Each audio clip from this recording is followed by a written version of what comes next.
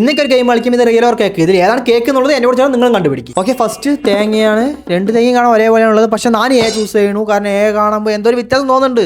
അതായിരിക്കും cake. A ആയിരിക്കും. എല്ലാം ബി ആണ്. അടുത്ത പ്രാവശ്യം ശരിയാക്കും.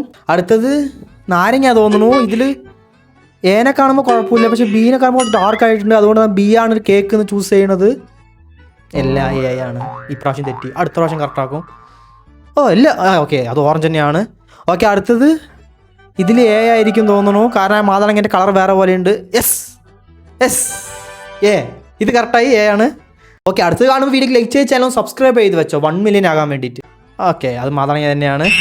അടുത്തത് വെളുത്തുള്ളി. ഓക്കെ, ഇതിൽ എ ആയിരിക്കും തോന്നുന്നു. എ ആയിരിക്കണം. എ ആണ് തോന്നുന്നു. എ ആണ് കേക്ക്. ഇത് എ ആണ്, കറക്റ്റാണ്. അടുത്തത് ഓക്കെ, ഇതിൽ ബി പോയി തീർന്നു. ഞാൻ ഇത് ബി ആയിരിക്കും തോന്നുന്നു. ബി ആയിരിക്കും തോന്നുന്നു. അല്ല, എയാ അല്ല, വാഴപ്പഴം. അത് പഴമാണ്.